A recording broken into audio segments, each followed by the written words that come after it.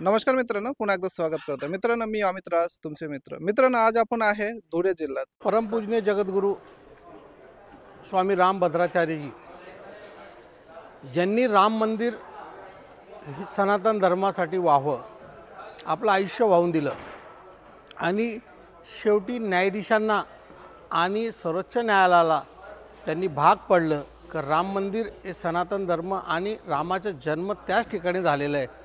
असे जगद्गुरू स्वामी रामभद्राचार्यजी हे दिनांक 1 तारखेला 1 जानेवारी 2025 नवीन वर्षाच्या पर्वावर धुळे शहरात अयोध्या नगरीत त्यांचं आगमन होत आहे. तरी 1 तारखेपासून तर 7 तारखेपर्यंत त्यांची रामकथा आहे. सर्वांना विनंती आहे का जास्तीत जास्त संख्येने त्या कथेचा लाभ घ्यावा व जास्तीत जास्त लोक त्या कथेला गुरुजींचा आशीर्वाद घेण्यासाठी यावं ही सर्वांना विनंती करतो. धन्यवाद.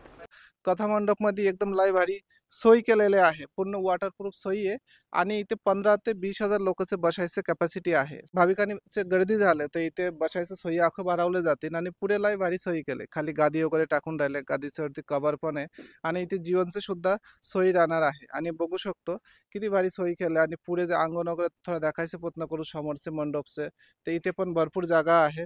तुम्ही या आणि कथाचे आनंद घ्या. इथे VIP व्यवस्था आहे.